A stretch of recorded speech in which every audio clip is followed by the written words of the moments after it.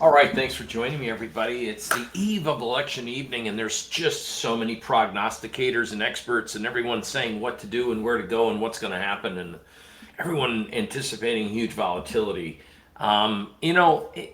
People might be right, but what I find interesting is the market is a reflection of a lot of those opinions, and what I think is in the market based on a few metrics, things that I follow that I share with you, and I'll just put a couple things on the line right now. Personally, I think that the volatility, by nature of just how the market's trading, has been kind of an orderly. They let the air out of the tire, so to speak. If there is any intra-week volatility, let's call it downdraft in the SPY, I think 60 level holds near the pivot quarterly person's pivot support from 60 to 52.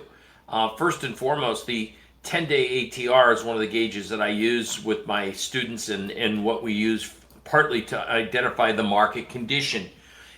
Typically, when markets go up, they go up in small, orderly fashion, and when markets go down, they go down fast and furious with wider ranges. Thus, the ATR starts to expand. We have seen the ATR expand to a degree, but not to something that's setting panic in.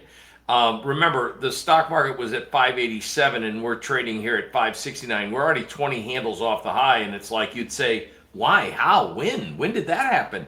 Over a progressive period of the last 2.5 weeks is when we've seen the market pull back. So they've already taken a little froth off the table, and most of the MAGA 8 names, Tesla, which had a great earnings, which you were probably a part of. If you watch my videos, I gave you a nice option trade to the upside, said they would surprise, they did.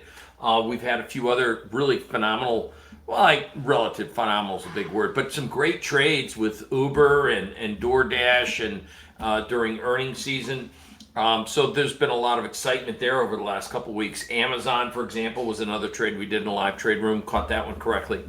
But moving forward, instead of telling you what did happen, if you're watching the videos, we try to put out trades before they happen, not the Monday morning quarterbacking. And I do this live with you guys so that you can see these are the indicators I'm using to make these calls. And if I can do it and you can see it, then it's teachable. And that means our training works, and the 40 plus years of experience I've had, plus again, one of the reasons I use stochastic is I used to work for the guy who invented this, George Lane. So I had a mentor, I had someone, and I had a lot of people around me. And down in Chicago, at the Chicago Board of Trade, there were a lot of influencers in my life that I picked up trading skills from. So again, I wasn't just born into this. I just didn't look at YouTube videos and become, a savant trader. That's not the case. I work hard at this, and we use tools, and not all of our trades work, but we have defined risk and good reward outlays that help us along the way. And I hope that that's what you're finding, because there's been a lot of people that have come to me and they're struggling, and they've been to all these gurus and they go to the different websites and use 100 different indicators. The bottom line is we just need a few indicators that give us an edge, and I keep using that word, an edge in the market. We have a major election event coming out, obviously Tuesday. Hopefully you'll go out and vote for the right. Well, I guess I can't say I hope may the best man win in this case, because it's that would be wrong. It's a man and a woman in this case. So may the best candidate, in your opinion, win a fair and impartial election. So meanwhile, there's a lot of talk about what each party represents, and all I can tell you is that at the end of the day, we still will be human beings. We'll still want to eat, put gas in our car, or fuel our car with some type of juice like electricity. If you have a Tesla or other EV makers, we still need to go around, and there are things that are already in motion that's not going to cause a massive recession and people just fearful of what goes on forward. So what my 2 cents is, maybe perhaps we are rotating out of mega cap technology names, and it's going to spread out. The AI, artificial intelligence, it isn't a fly-by-night. It's not the a tulip craze or overabundance of valuation that we had back in 2000 with the dot-com bubble, right? So there are a lot of stocks that are giving some opportunities, and I think that's going to continue. People will still travel domestically. Southwest Airlines still looks good. I'm still a fan of Alibaba, and I've given you my positions in prior weeks, the videos from last week especially.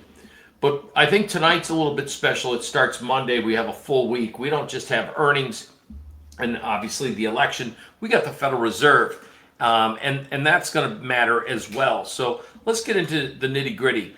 The S&Ps, I wouldn't be surprised to see a 560 mark in the market.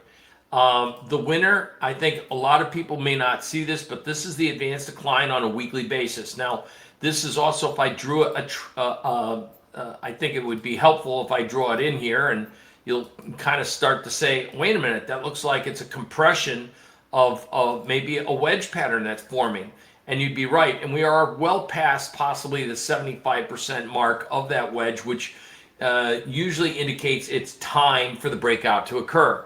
With the advanced decline on a weekly basis, if this is TradeStation, if their data is correct and the advanced decline has broken out, which it did, and we've got a volume starting to get on the pullback over the last couple weeks. Remember, we slammed it back down 1 week. I guess last week you could say was up, but it closed below the open. It was off the highs significantly. It may have put the fear of God into bulls there, but this market is primed for a breakout. And we hold both December, and then we rolled out added to more of the December vertical bull call spreads because of the theta time, that is. These options cost a lot. So you can't just be in an outright net long option. It costs too much money. So we spread that off and collected some premiums. The 225, we have some are between the 25, the long side of the spread, up to shorting up to the 40 side of the spread. So again, 225 to 240 bull call spreads, 15 wide. We've been engaging into that type of strategy in the both for our managed accounts as well as in the live trading room in the newsletter publication. So I share that information with you because it's something that, number one, I think sometimes it's good to be in short-term positions. And sometimes it's better to be in longer-term positions and ride the big trend, because when this market moves, it'll be kind of like you're either going to have to be in it or you're not going to be in it at all. And if you're in it and it's on the wrong side, it's going to hurt. You're going to need some time for that market maybe to recover a bit. And so that's why I like the Russell from a seasonal perspective. Usually you'll hear the term called the January effect. And that's when small caps outperform the brethren large cap stocks. And this is that time of year where we see that trade unfold. Now, if we are going to see with today's upside move of 0.5% in the Russell, we're going to have to see more participation in the means of regional banks. So let's take a look at some of the top tiered subsectors and the KRE.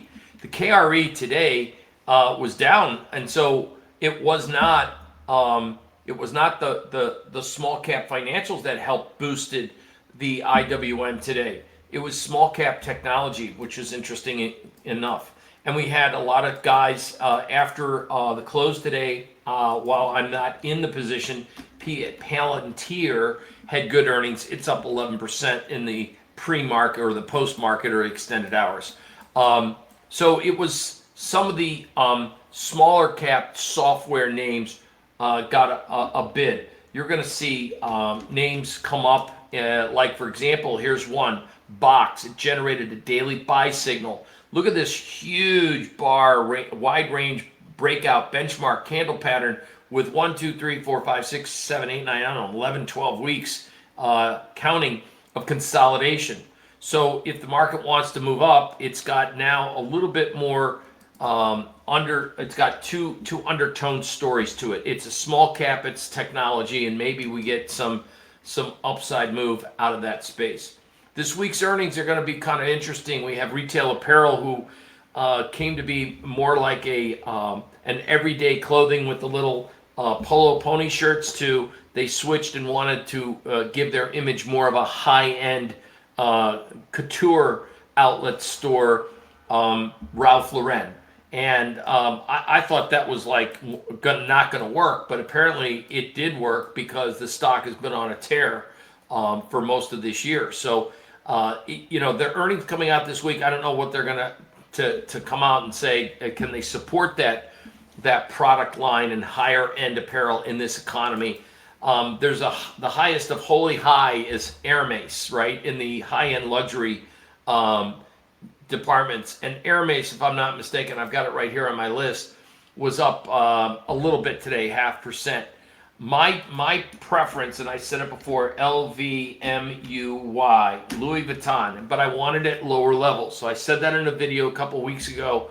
I'm just reiterating. I still am waiting patiently for a pullback here, and I think we get it. We did see a downdraft, and I just want to make sure that you guys know that not all stocks are created equal, and a good story today might turn into a bad story tomorrow, and a bad story today may be the good story tomorrow. So two things I'm paying attention to: smaller cap stocks, discretionary spending. The holidays are upon us, and just remember, the rich are getting richer and the poor are just staying down and out kind of in this economy, and that's the dichotomy that we see. For example, high-end luxury retailers are doing well. Meanwhile, discount merchandisers like Dollar General still suffering in this sideways saga. So is it that their CEO in the last earnings, just as a reminder, said, oh, our clients, people don't have money to shop here. They don't have money, or you don't have inventory, or you don't have the right inventory for people. It's a big difference. But someone's starting to acquire this stock because the green momentum volume is improving in Dollar General. So I think the low-end tiered stores should now start to see some recovery in this holiday period. And maybe as people fret less over the election, it's over. No matter who wins, people still need to shop. And we are going to look for people for discounting ideas for the holiday shopping season. So that might put a bid into a Dollar General. But LVMUY, if I type in that correctly, LVMUY, Louis Vuitton, it's not the sense that, oh, it's high end and it's Louis Vuitton, I like it and I want to buy that brand name. No, it's not that as much as the brand name is impressive, okay, great, and it's high end retail. But don't forget, what's under their staple is they also own Sephora. That's makeup and cosmetics, and that might get a big boost as a subsidiary company under the umbrella of Louis Vuitton. Don't forget, Christian Dior perfume. So whether or not you go to Bloomingdale's or Macy's or Target, wherever you go, people may find there some colognes for the holiday season. Louis Vuitton has a staple. Tag Heuer, I think, is under their umbrella as well. And one of the key elements that people may underrate them is they're into real estate. They own a lot of the buildings that their stores are in, actually. So I know one property is like the creme de la creme in Paris is called Le Bon Marché. It's kind of like the Harrods of London. If you've been to London and you know Harrods, well, they own the building. Then, of course, Louis Vuitton's in the building. So they own a lot of different real estate in a lot of their properties as well. So I do think longer term, and if we can get a dump before a pump, if the market can deliver more trickiness and treacheryness and give us one final washout, Louis Vuitton, and I'm targeting around that 120 zone for Louis Vuitton. So I don't mean to harp on that, but it is in the you got to look at maybe the top end, the middle end, and the bottom end. And if we got to look at the middle end, I think it is Macy's with Bloomingdale's. But is it 15.21 or 14.75? I got support around that 14.80. That moving average, double bottom retest possibly. It seems somebody on a weekly basis likes it, the momentum of the volume. They've been picking up steams, and they'll probably buy further relative weakness on a shakeout. What could cause a shakeout? Bad statement from the Fed, don't cut rates, or the election results. So there's a couple names that we want to look forward going into the next, at least for this week and going into the following week. One of the areas that doesn't get maybe nobody wants to talk about it because it's so depressed, and every other day it's all about GLP-1 drugs, which are again Wegovy's with Novo Nordisk and Eli Lilly, and let me scroll down here. We'll wrap this up. But Biotech's not getting any type of justice. And one name in particular is Biogen. Today, Biogen formed a doji pattern, the relative strengths improving as the stock's going down. And that tells me, and that's the PMC indicator that we created, right? So when it's fuchsia, it means relative to the market, even though it's down and it lost money today, it's starting to show outperformance on an average basis. Now, volume, according to the OBV, no bueno. I'm not going to, I mean, you can see it clear as day. This could also indicate on heavy selling over the last few days that people bought it and they've capitulated and now it's flushed out all the week longs out of the market. So my indicator, though, is the volume momentum indicator is showing that the volume, while it's not as percent change wise, it's not as devastating. So it's starting to form and it's starting to act like a potential bullish convergence pattern.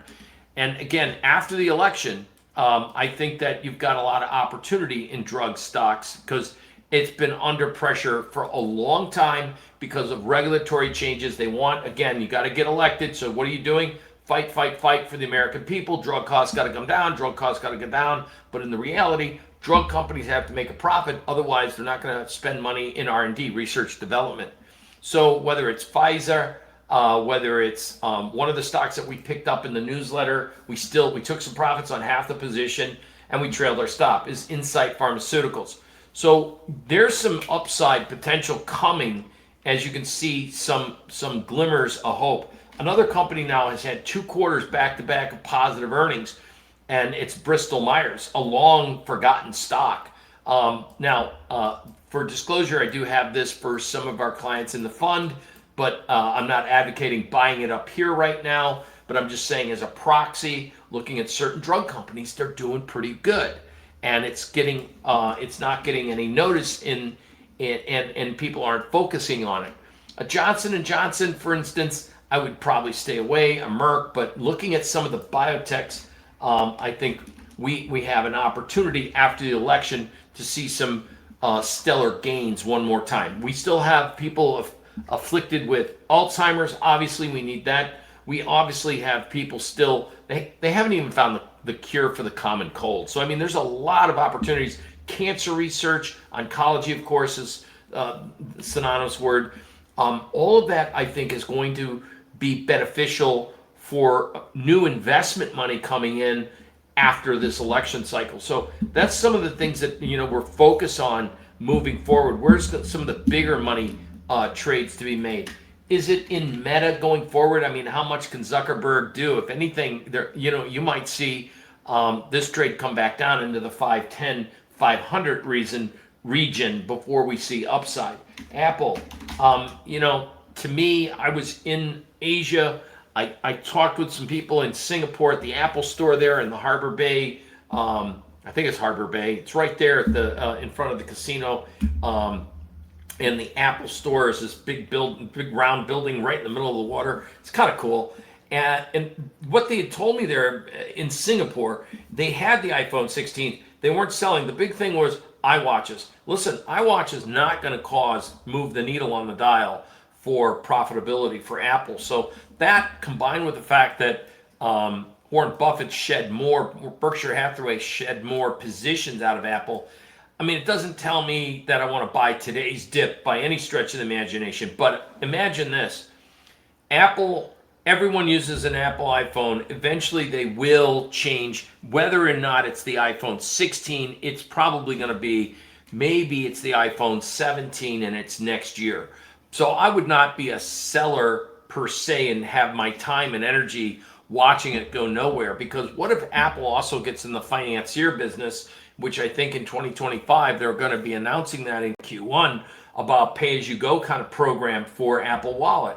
Well, everyone has a phone. What else do you need? You don't need another app. You just have Apple. So if Apple turns into a financier company, holy moly, they open the door for something new. I'm not saying that's going to happen, but it's also time that they come up with some kind of new invention. So Apple, in my mind, is not tradable from the short side because people will want to buy dips. And it certainly isn't tradable from the long side here. You just kind of put it off to the side. It's a $200 stock. There's going to be other things to trade that are better. You want to talk about better things to trade? Estee Lauder can't find the right CEO, can't sell any makeup, and yet Clinique is one of their top selling products. And I think this is probably on the a bullish convergence setup, getting ready for a key reversal soon. So again, I don't have the trigger yet, but again, if you're looking for lower risk, it's a lot better than buying it at 370. And I'm not saying that stocks can't go down forever, because here's a company called Walgreens that no one ever thought would get to be this low, but yet here it is.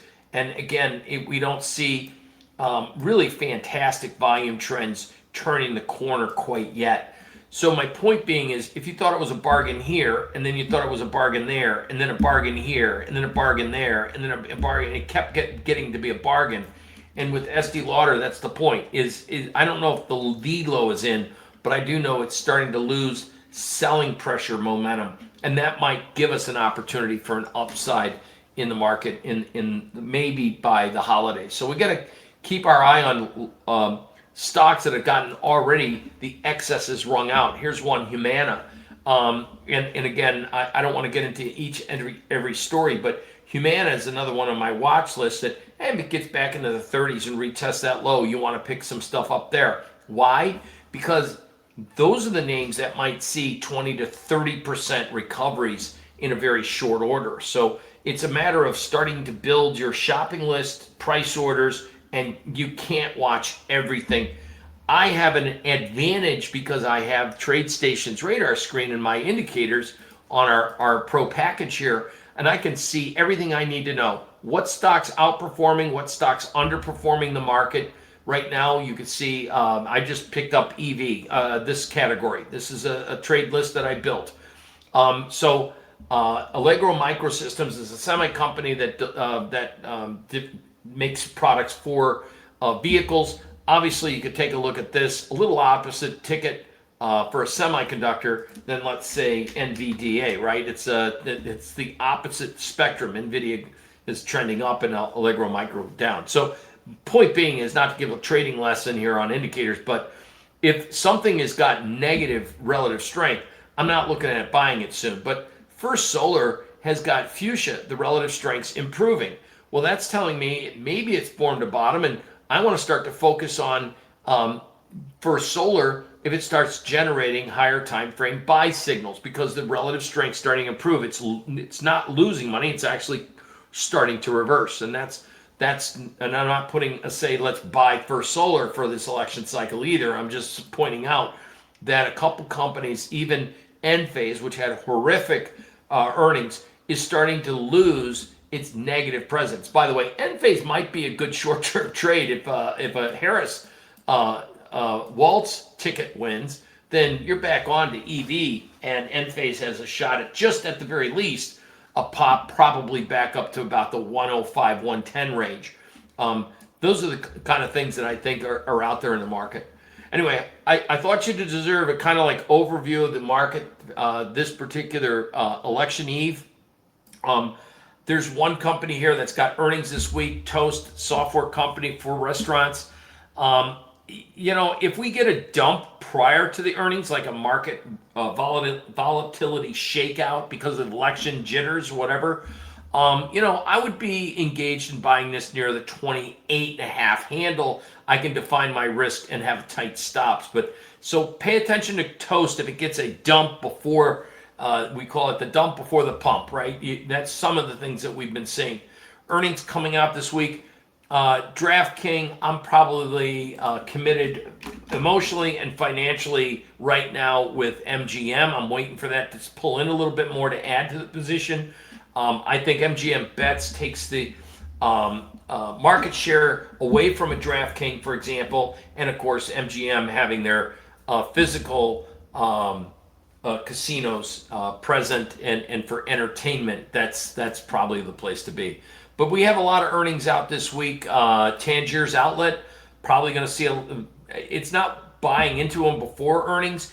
It's what this CEO says after earnings. How's the foot traffic examples and in their discount outlet malls? That's Tangier's Outlet malls. Elf is again competing cosmetic company to Estee Lauder, thank you very much. Take Two Interactive Software, Electronic Arts. This is an area that hasn't seen a lot of improvement one way or another.